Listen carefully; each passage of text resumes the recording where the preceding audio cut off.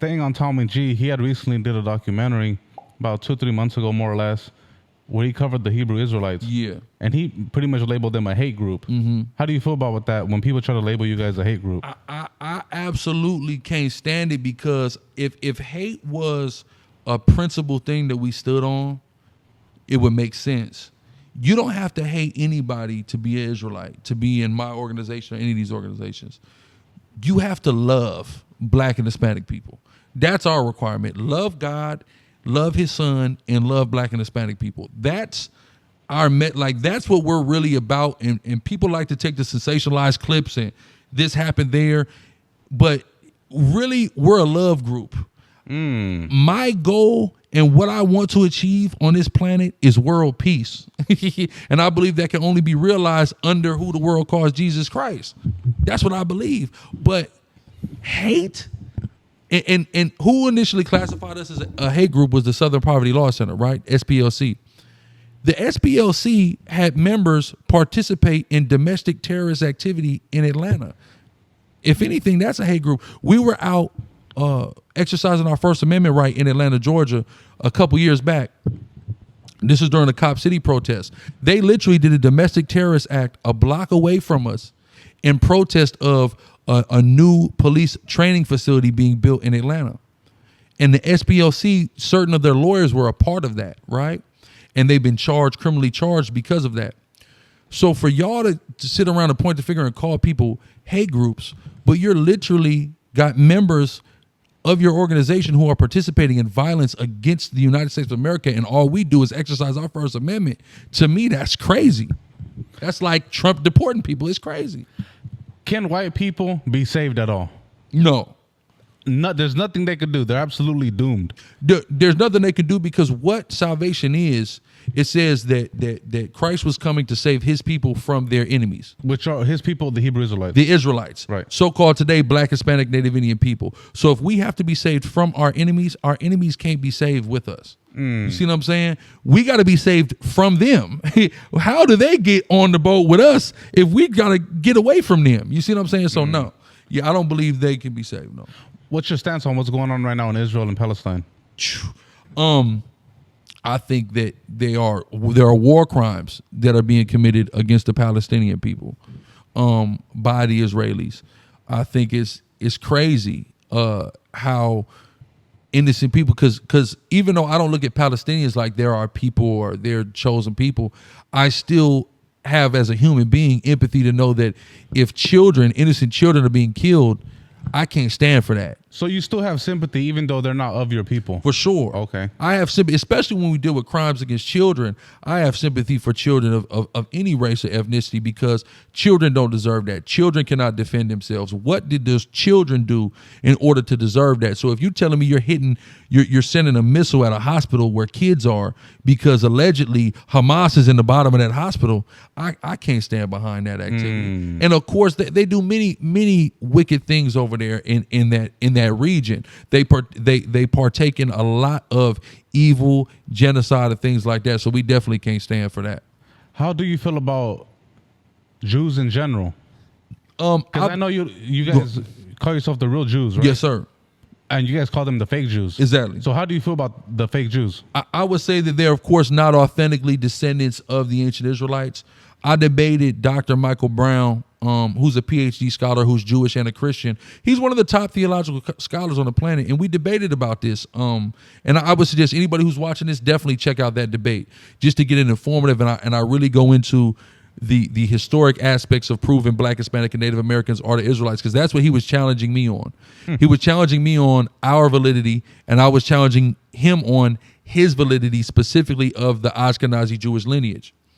Very interesting and informative debate. But that's what I would say. Now, does the average one of them understand that there was this identity theft that occurred?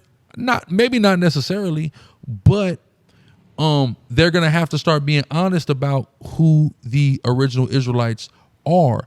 And to their defense, some of them are. Some of them won't put up a fight and will admit, no, y'all are the real Jews. We came later. We converted. We adapted this. So a lot of them, their point of contention is they don't want to be ostracized or alienated from the identity, but they don't have a problem with conceding to the fact that we are the original. So I didn't know that you actually sympathize with people who are not Hebrew Israelites, right?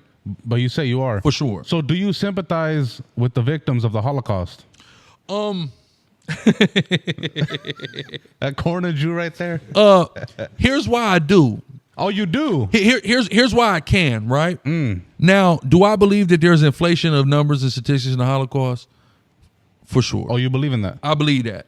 But what I also understand is Adolf Hitler, right? From living in Orange County, I don't really had issues with neo-Nazis, right?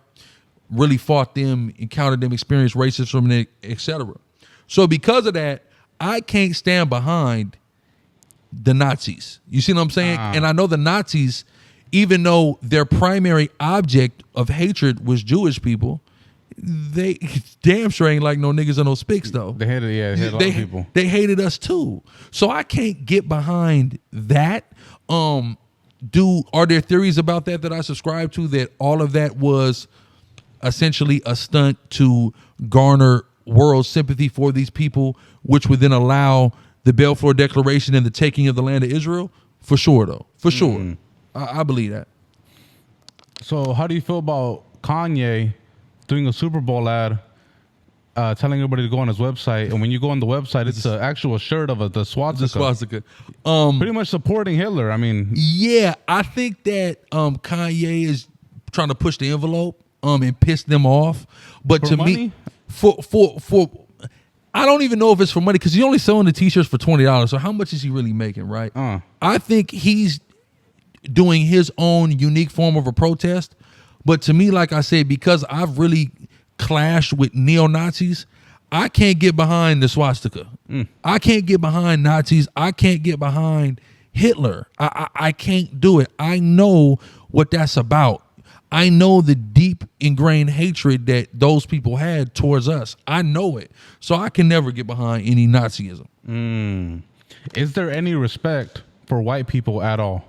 Yeah, I mean, you should respect everybody initially. I believe in that. I treat everybody with respect. I don't believe people got to earn respect.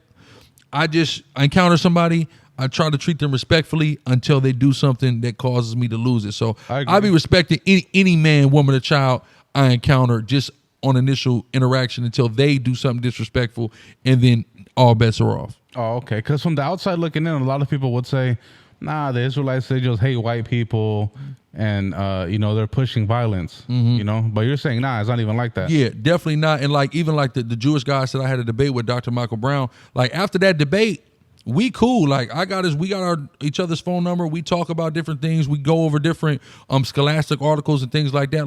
I don't have no problem being cool with a white boy. I don't have no problem. Oh, so this white boy thing is interesting, right?